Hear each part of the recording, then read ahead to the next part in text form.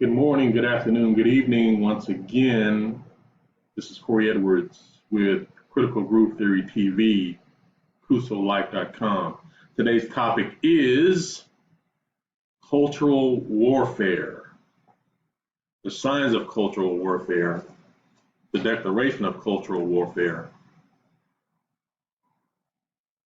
Ron Desantis, Florida. Is he declaring cultural warfare? Do you know what cultural warfare is?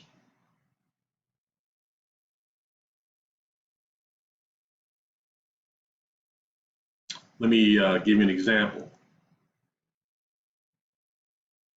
Here.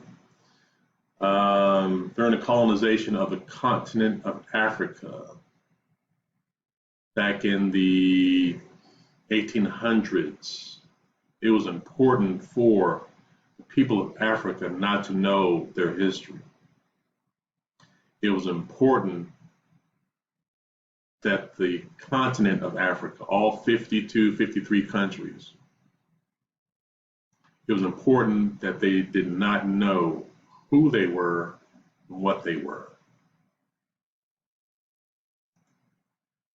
This is a picture of Cecil Rhodes indicating that Africa is being colonized, controlled by Europe.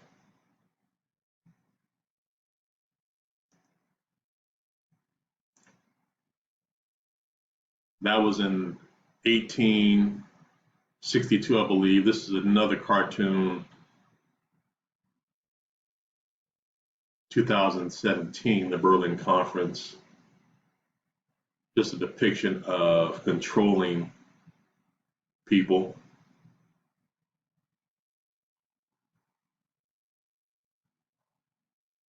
But I'm going to share with you a brief interview on MSNBC regarding students in Alabama walking out because they're protesting the fact that they will not be allowed to learn about history beyond 1970, Black history beyond 1970.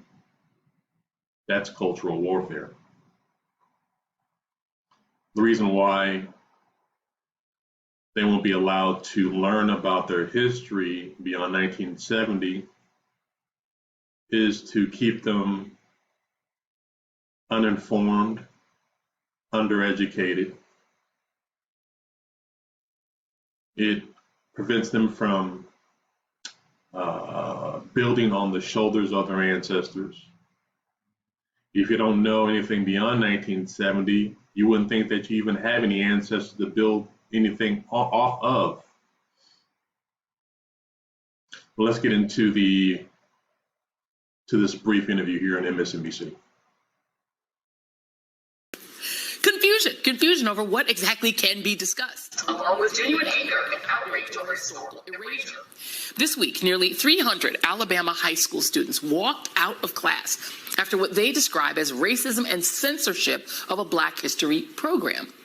Alabama News also reports that students of Hillcrest High School, where 55% of students are Black, were told to focus more on current Black history rather than old stuff before 1970 because, cue the dripping sarcasm, nothing noteworthy about Black people occurred before 1970, not slavery or the Civil War, integration, and civil rights, none of that old stuff. School officials have denied the claim, leaving the question, so why did the students walk out? And then in Florida, otherwise known as America's sunshiniest laboratory of fascism and autocracy, the rejection of an AP African American Studies class has reached a boiling point.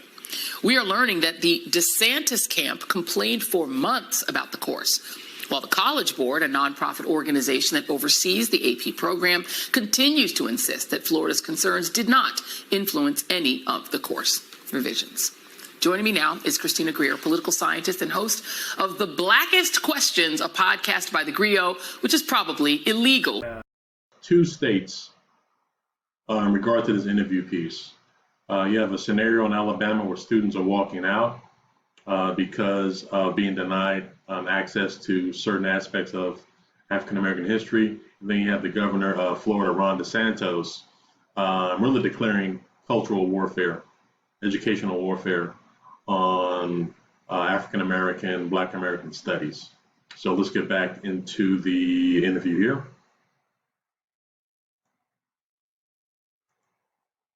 Of the Blackest Questions, a podcast by the Griot, which is probably illegal to listen to in the state of Florida. Has the word black in it. Can't. It's going to make people upset. Christina, what do you, as an educator yourself, as a scholar of history and of black history, do you make of this idea that an Alabama high school would tell high school students that they must not talk about black history that occurs before 1970? I mean, you'd miss a lot of stuff, including the civil rights movement.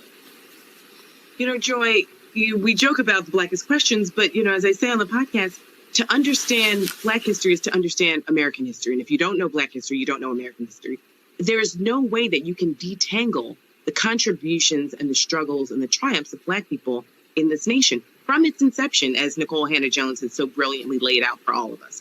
And so, yes, we can, why don't we just start at 1970, okay? We can take someone like Ruby Bridges, who isn't even 70 years old. Right. We can still have so much of the civil rights movement in conversations from the beginning. But we know that so much of Ron DeSantis and his ilk, because it's not just him, he's the face of it, but there's so many other governors who are tacitly in agreement. They just might wear, you know, lands and sweater vests and just make it a little more palatable. But they are fully on board with erasing the struggles and the racism of every single policy decision that has ever been made in this nation. And it's not just about white supremacy. It's also a specific anti-blackness, as Bell Hooks has always explained to us, that has been intrinsic in every single practice and policy in this nation. If you try and erase that, you are not giving anyone the accurate picture of this United States, not just black people. All people in this country. And I think you were perhaps referring to the sweater vest of Glenn Youngkin, who essentially has gotten a huge bly from the media and teased as some sort of modern. No, he's not. He literally ran on saying your precious child who is white will never have to read a book by a black person under my watch, and that makes him a moderate? No. I want to go through just some of the book banning. Duval County, Florida, which has lots of black folks there. They've banned 176 books that have been removed from school. Thank You, Jackie Robinson, a story about friendship, banned. A book about Roberto Clemente, a baseball player, a renowned humanitarian, banned. The Life of Rosa Parks, a storm called Katrina, and a book called Dumpling Soup. These are just some of the books that have been banned.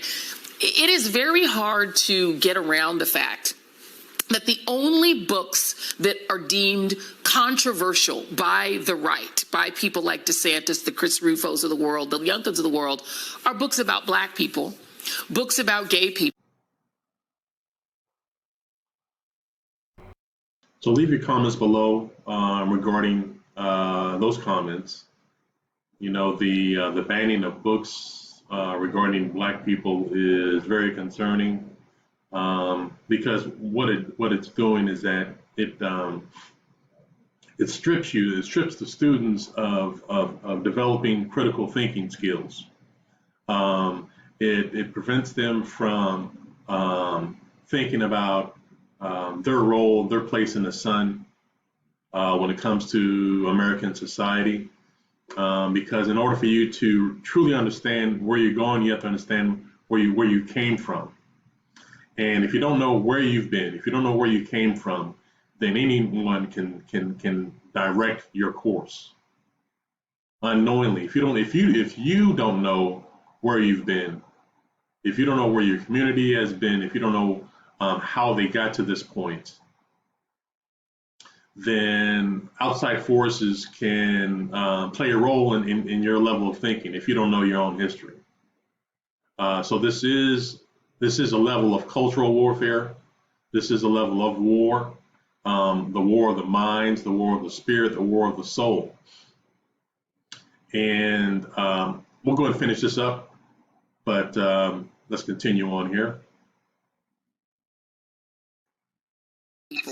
Books about the Holocaust. Do you see where I'm going? They've never said a book about any European is controversial or will make someone upset. There have been European wars. Shakespeare's got death, demons in the Othello story. None of that to them is controversial. Only things that are about Black people, Jewish people, and gay people.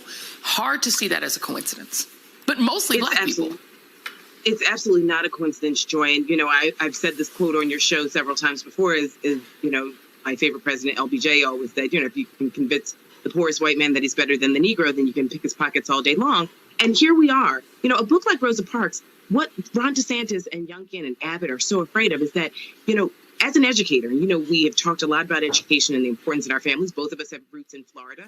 A good educator sparks a light inside of a child. We plant seeds. They might develop while we have them. They might develop months or years later. If you learn about Rosa Parks in third grade, there might be something years later where it's like, let me find out a little bit more about her. And you find out that she's not just some meek little lady who didn't give up her seat at the back of the bus. You find out that she's a rape investigator, that she actually went hard in the paint in deep parts of the Deep South by herself as a brave Black woman to actually investigate rapes of other Black women. You find out that Hank Aaron was a humanitarian, not just a baseball player, that he actually transcended, not just this racial aspect of the baseball game, but he actually fought for racial and equal justice along class lines. I mean, he was just so much more than, Mr. Hank Aaron, number, was he 45, I think he was? We find out so much more about Jackie Robinson, his critiques of capitalism, and how he was a Republican, but sparked a much larger debate within the Black community about, is Black capitalism really something that, we want? How do we detangle these issues? All these books that are being banned are seeds that are planted in children's minds. And we're seeing that, Governor DeSantis wants to keep the state of Florida, the children in the state of Florida, as ignorant as possible so that they and their parents can keep voting for policies that actually work against them in the long run and the short run. And what I would love for, white parents who are tempted by these bans and thinking these are good for your kids, to just interrogate for yourself. Why is it that you only are uncomfortable with books about Black people, Jewish people, and LGBT? You just interrogate that for yourself. That's what critical thinking is. It isn't dangerous. Critical thinking is good for you. Just interrogate and think about it for yourself. You don't think of yourself as racist or a bad person, but you're uncomfortable, but you're only uncomfortable with books about Black historical figures, the Holocaust, and LGBT. Just ask yourself that question. I'm just asking you to ask yourself that question. So ultimately, this falls back on how important history is, how important understanding where you come from, where you've been, where you are now, and where you can go. All those things are critical. And if it wasn't critical, it wouldn't be at the highest level of government. So, but I'm willing to go even further than what they discussed. They discussed the things that are really modern times.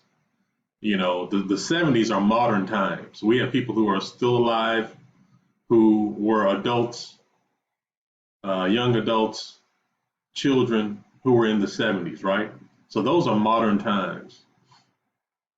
Another level of thinking is, what if you went further back before there was the United States, before there was the governing body of the United States of America? So I have a couple of books here that is probably banned and won't be allowed. You can't see the writing, but this is by George Jones, entitled The History of Ancient America, Anterior to the Time of Columbus, which means before Columbus. The History of Ancient America Before the Time of Columbus, written by George Jones. Does anybody want you to read this? Because this exists. This exists. This book was written in, the original publication was written in 1843. Would you want to read something like this?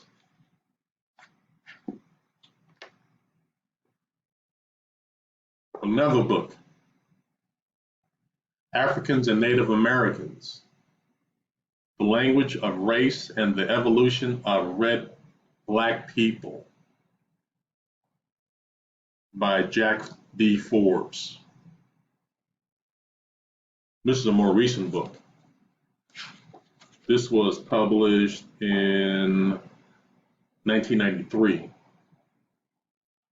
But this discusses the classification of black people, how the classification of black people came about in the United States. Who were black people before they were called black in the United States?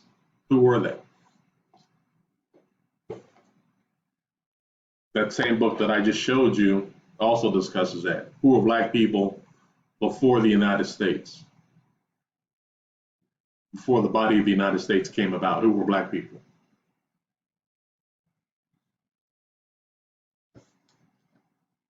Still another book. This book is called America. It's a hardcover book. This was originally published in 1671. What? 1671. You see that? That's a black woman right here. She represents America. What does that mean?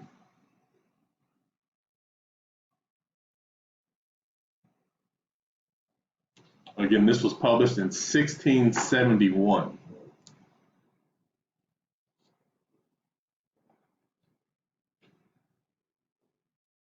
There are some writings that will tell you that the original Americans were darkly melanated people that looked like the Ethiopians of Africa. When the Europeans arrived in the Americas, they saw people that looked like Ethiopians in Africa. What? What does that mean? Again, that requires critical thinking.